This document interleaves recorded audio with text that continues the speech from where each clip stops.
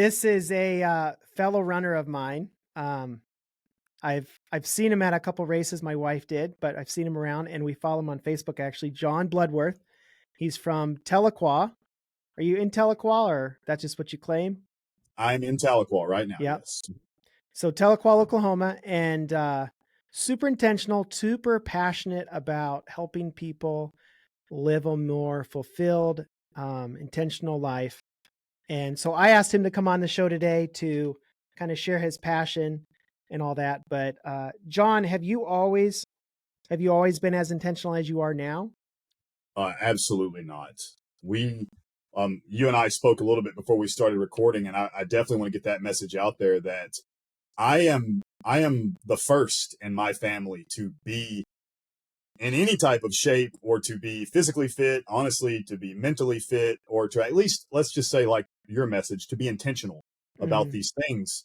Because my family is nothing but a history of chronic illness, from mental illness to diabetes to my father passed away from diabetes, and I was talking to you about how I'm in a role right now to where my job, my message is to get people in shape and to help people to prevent things like that. And yet I watched the person that is closest to me pass away from something like that. And it's very frustrating. And as much as I love my father, I refer to him a lot as a reverse role model, mhm, because I saw what he did with his life. And I was like, man, I love that man. And he taught me lots of great things. However, he was very unintentional with what he mm, wanted to do in his life. And from that, I was like, I can't be that way. I have to mm. change. I have to force myself to get into this. And man, like I have a brother who is almost the polar opposite of me. He's very unhealthy. Um, he's not very financially stable. He's not much of a contributor to society. That's tough to talk about, a It's family hard. member like that.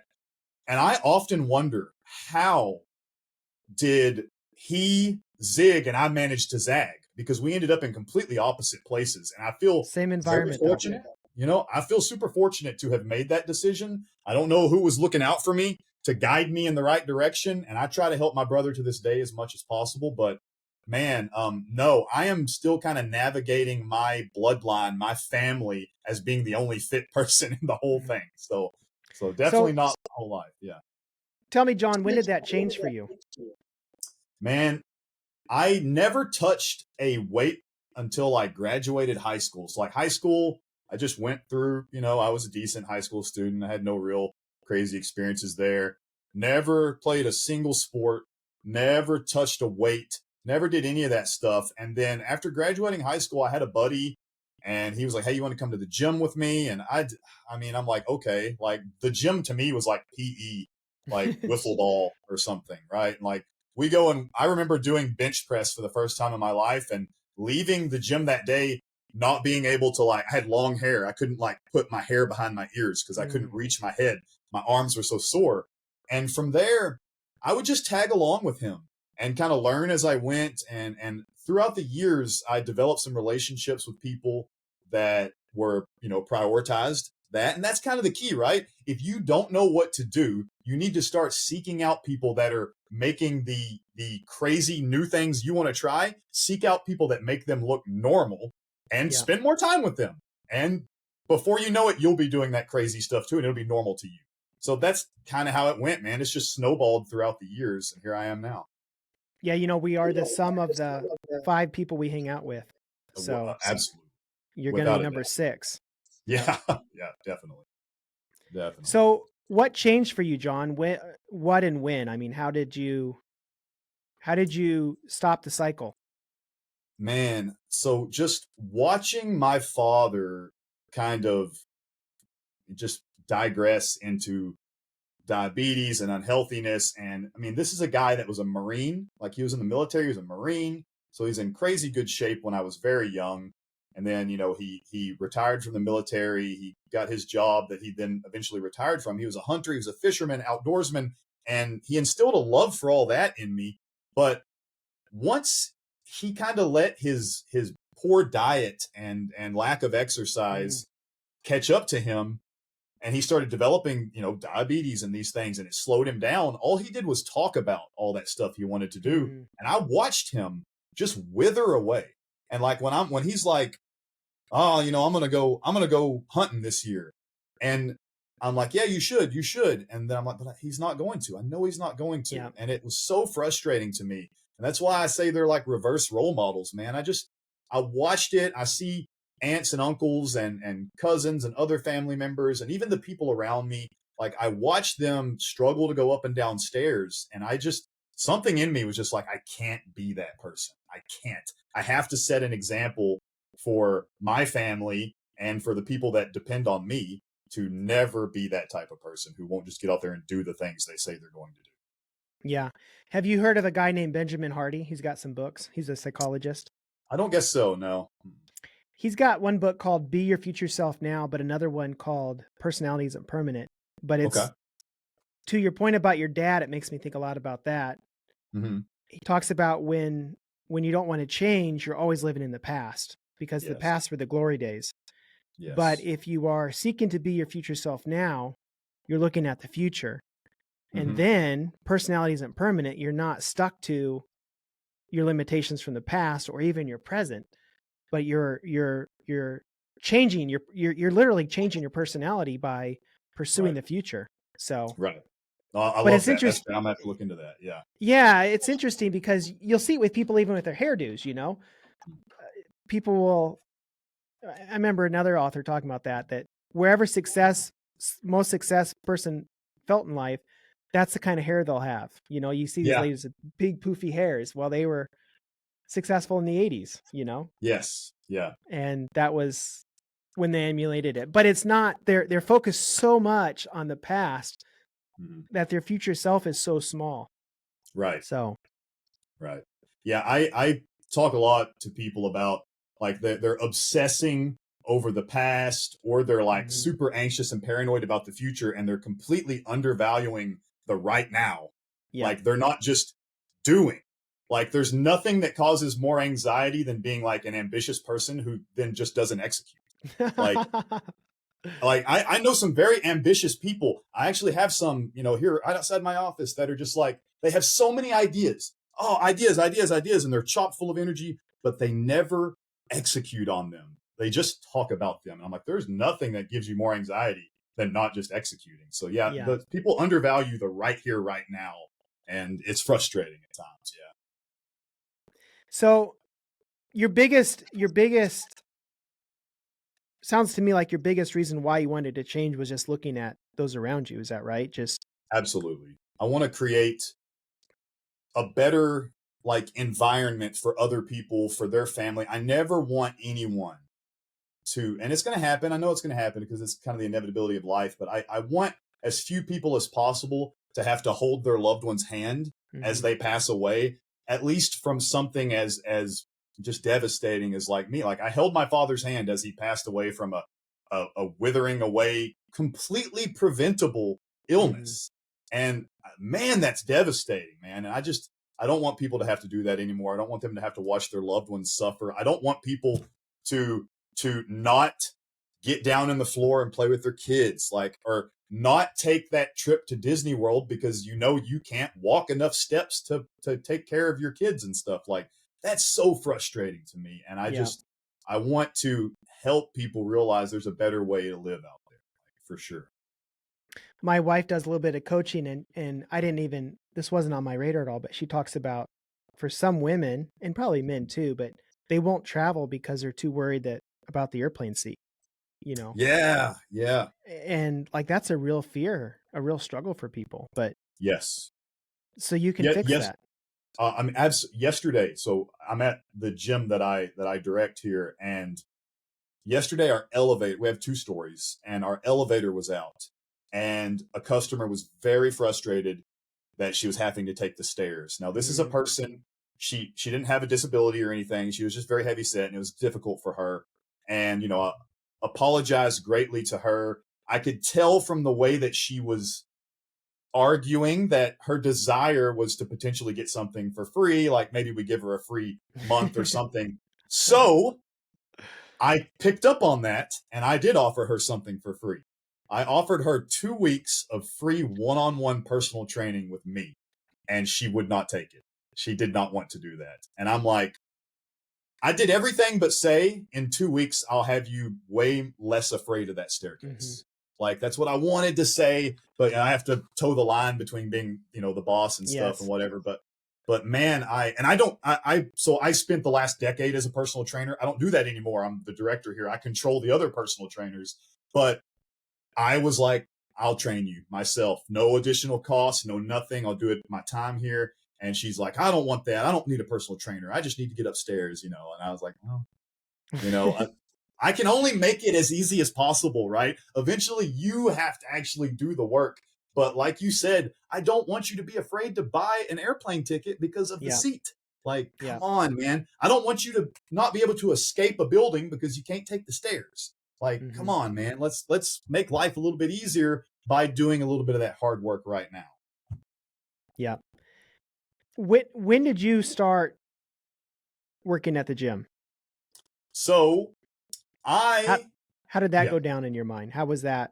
okay. How did you Were you Right. always a gym guy, or was there something then you were just like, the best environment's for me, the gym?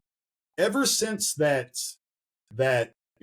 post high school kind of in and out of the gym, surrounding myself with more people that made it normal, like I did that. So just throughout the years I've gone to the gym, right? Mhm. And then eventually, funny, you develop that where other people are like, oh, that's the dude that's always in the gym. And I'm like, Mhm. really? Like me? Like I had to be dragged there by other friends, but now I'm the guy that's always in the gym and I'm dragging other people there. And so that just happened for years and years. And I actually worked at a grocery store. I worked at Reese's, if y'all know Reese's, but I worked for 13 years, right? Like over a decade, I just thought I was going to be the manager of a grocery store. And what happened was I started training people just for fun with no Mm. certifications, no knowledge other than just what I had developed from being in the gym. And these people are offering me money and I'm like, oh no, I'm not like a trainer. I'm just like, I can't do that. And every once in a while I'd let them buy me stuff like, oh yeah, if you'll buy me my protein, I'll train you, whatever. And eventually what happened uh right in 2018, my predecessor, the person that had this position before me, really great guy that I'm still friends with to this day, he said, hey, we have a coaching opportunity for group fitness classes at the Mhm. gym. And would you be interested? And I'm like, man, like I'm not certified or anything like that. And he said, I'd love to, give you a tryout and then you can work on your certification and start working here at the same time. And so gave me a John, tryout. Yeah, were you just a customer of his at that time? absolutely. Yeah, absolutely. Okay. I had developed a friendship with him just from being around, Mhm. and he had kind of picked up on my story and I guess used that as an interview more or less. It took a couple years before he Sure. made that offer, but I started coaching the classes here, and if you follow me, you've seen it's called Fit Ranks. Like we Mhm. talk about it all the time on there, and started coaching for Fit Ranks, got certified personal trainer, certified strength coach, certified nutritionist, and all that stuff taken care of. I just started landsliding all of that while I'm still working at the grocery store. And eventually I was just like, could that be a full time job? I was like, could I Mhm. turn that into a full time job? And my friend, his name is Aaron, he said, I will hire you as an independent contractor, meaning you pick up your clients, you use our facility, you train them, you pay us, rent to use our Yeah. facility, blah, blah, blah. And I started doing that at night. And eventually I was like, I could be a lot better at this if it was the only thing I did all day long. Like I Mhm. couldn't devote the attention I wanted to it. So I had a very serious conversation with my wife. And I said, look, I got a full time job with benefits and retirement and all this stuff. I want to quit and I want Mhm. to go train people as an independent contractor. And she was like, cool, let's do it. That's And awesome. I mean, I will forever say thank you to Brittany, my wife, because she carried us for. I mean, I went from making what I thought was great money, which is like 40K a year at a Yeah. grocery store, to making $6,000 a year as a personal trainer in the first year. And but man, once I was really able to just dive into it, it just started clicking so well. And I got more certifications.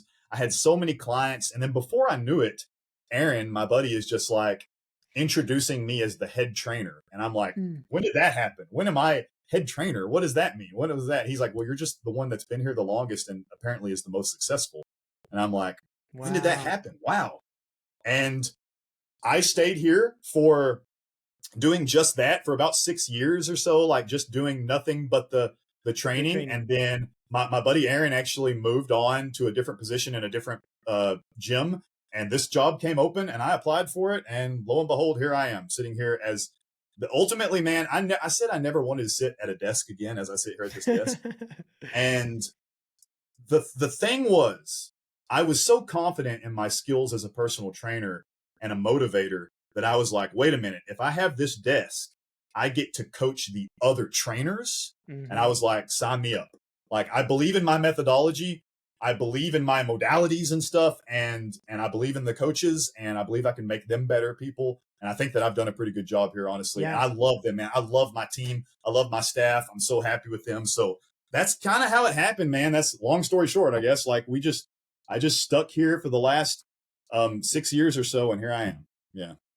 That's cool. Talk to me, Jon, about, I want to talk about 3 things. Okay. I want to talk about nutrition in regards to fitness. I want to talk about nutrition, mindset, and exercise, because you really need all 3, right? Absolutely.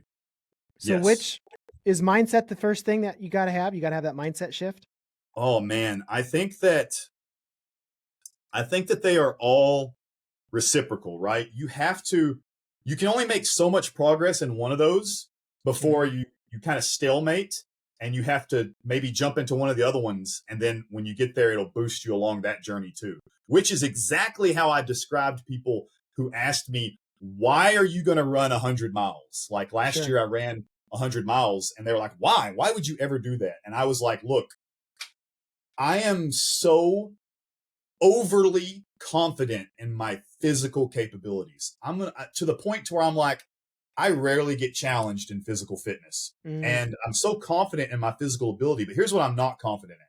I am not confident in my emotional, like my vulnerability and stuff. I'm not very confident in my ability to express things. I'm not very confident in my, I don't know, I guess mindset, in a way is a way to sum that all up. And I was like, so here's what I'm going to do. I'm going to fly. I was like, I'm going to fly to Hawaii, but I'm going to go from California to New York and around the world through Europe to get to Hawaii instead of just going across the ocean, because I'm going to run 100 miles to force myself to live inside my brain a little bit. And that's how I told people, like, I didn't know how to level up my mindset anymore. So I had to do something crazy hard. But man, when you set goals, this is what, like when you talk about nutrition and stuff, you have to decide what you want. And sometimes that's tough. Sometimes you have to actually just get out there and start doing things before you even know truly what you want. But man, like if you're talking about being healthy and being fit, then nutrition is number one. Okay. Like what you eat is the most important thing. If you just ate properly and went for walks every day, you can never set foot in a gym. Working out is whatever. If you want to do it, that's great. You got to work out if you want to be a bodybuilder in a competition, or a CrossFitter, or a power lifter, or an ultra marathon runner. You got to go train. But if you just want to be a healthy human being, man, eat the right foods and get some movement, whether that's walking or Pilates or yoga or fetch with the dog or whatever. Right. Yeah. So nutrition, so important. And mindset comes in when you start to negotiate with yourself, like, I can take today off. And, maybe every once in a while that's true. But when you take 2 days off in a row, it starts. So like doing these ultra marathons, right? My team and I, we say this all the time when we're out there. We're like, man, okay, I'm very tired. I got to walk for a little bit. And then you find out the more you walk, the more you want to walk. So you have to force yourself to start running again. Yeah. And I'm like, man, you just got to get out there and do it. And that's mindset just comes down to, be sure if you wake up today and everything in your head is screaming, I'm not going to work out today. That's the most important day to go work out. It's the most important day to work out because you never feel worse for having done it, ever. So, have you read Jocko's book, Discipline Equals Freedom? I have not read Discipline Equals Freedom. I've read his other one. I'm sorry. I can't remember what it's called right now. But I know Jocko. I'm very familiar with Jocko. Very familiar with Jocko, yeah. Jon, you would love Yeah, yeah, yeah. Discipline Equals Freedom. What it is it's a bunch of short little stories. Uh-huh. Yeah, But he talks about the only thing you should procrastinate on is procrastination. yeah. Right. And Yeah. he That talks sounds about it about right. specifically in regards to what you just said, exercise. Like Yeah. you want to take the day off? Well, take it off tomorrow Yep. and see if you still want to take it off. So, Absolutely. I but will. yeah, I'll read it. I guarantee. I love Jocko. I listen to him a lot as podcasts and stuff as well. So I'll definitely read that one for sure. that's a really good one. Yeah. How many marathons have you ran? You mostly do ultras? I mostly do ultras. I've actually to this day never entered and done a regular marathon. That's never happened. I've done some half marathons and of course 5Ks and whatnot. But this past Saturday, we're speaking today on a Tuesday. Saturday, I ran my fifth ultra marathon. It was a 50K, so 33-ish miles or Dark so and here. dirty, right? Dark and dirty. Yep, that overnight. So it was a night run. Yes. Mhm. Yeah, that was a fascinating experience as well. So, Tell me man, yeah. Go before we ahead. get into that, because that's Mhm. on my notes. Sure.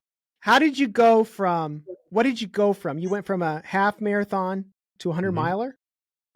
Yeah. So this year, so the furthest I had ever ran was the half marathons. I ran a couple half marathons. Bentonville, Oklahoma has a nice one that I like to do and stuff, and Route 66 in Tulsa has one. But I so here in Tahlequah we have an event called Pumpkin Holler, Hmm. and I don't even know how that came across my radar, but I saw it, and I saw that it had an odd 10-mile distance. I was like, oh, that's not a half marathon or a marathon. 10 miles, it has a plethora of distances, but the 10 miler Yeah. was the shortest one. And I got a team together of our Fit Ranks crew and my friends. I think we had like 15 or 20 people. We got matching shirts and we all went out there and ran 10 miles and didn't really know what to expect. Didn't know what running on a gravel road was like. Mm. Didn't know about crazy hills or aid stations that are like not just a road marathon has aid stations with like cups of water and Gatorade. These are aid stations with like food. And I'm like, what is going on? And man, I'm just there. And as we're there doing the 10 miler, finishing up, people are offering me beer. Like, I'm like, what's going on here? And then I see people coming in. They're like, oh, that's one of the 100-mile runners. He's getting back from his first loop. And I'm like, oh, what? Like, how long is a loop? And they're like, oh, it's the first loop is like 40 miles. And I'm like, that's crazy. Are you kidding? Everything that people say about me now, I said about them, of course. And I went on a vacation. I went to California, went to Universal Studios and stuff. And me and my buddy are sitting in a hotel room and we're discussing about doing crazy like there's this Japanese concept called the masogi, which is like you do one big crazy event a year to like Mm. define your year. And we had just kind of started reading about that and we were like, man, we should do something crazy too. And then I had said like, there's that 100-mile run like in October. I was like, oh man, could you imagine running 100 miles? And I swear we sat there for 15 minutes joking about it and then both signed up on our phones. Like, and I'm like, okay, like the furthest I've ever ran is a half marathon. I did 10 miles at the site of the 100-miler last Hmm. year, and now I'm going to go straight to 100 miles. I remember going to the training runs and people going, oh, what are you running? And I'd be like, oh, the 100 miles. And they're like, oh, what'd you run last year? And I'm like, 10 miles. And they're like, you just jumping up 90 miles, huh? And I was like, I guess so. And I don't know, man. It was just a let's do something incredibly crazy that I will have to devote because I signed up in like the tail end of October in 2022, and the race was in October of 2023. So I gave myself a year Yeah. of like it's on the calendar. It's on the calendar. You have to devote every day to getting ready for this. You have no excuses. And there you go. I mean, we spent the next year training for this race. I feel like, John, there's another storyline there just for the environment. Like you were Uh-huh. exposed to a 100 miler Yes. because you're at a 10 miler, and Yes. the environment we're around greatly affects, Oh, man. our stuff. Without a doubt. That's right back to that. Like if you don't understand how to change the place that you're at right now, then you got to put yourself in a different place. it sounds so simple, but I know it's hard because people struggle to do it. But if you can just take that first step, that's why I see an overweight, out of shape person in this gym. I know how much courage it took to walk in the door. Yes. Because I used to be there. I know exactly what it took. I see an elderly person working out next to a 22-year-old college student. I know the freaking like confidence that it takes to do that and stuff, or that you need to, and that's how you get confidence, is you just constantly put yourself in those situations until it becomes normal. But man, you're right. Environment is crucial to transformation. Absolutely.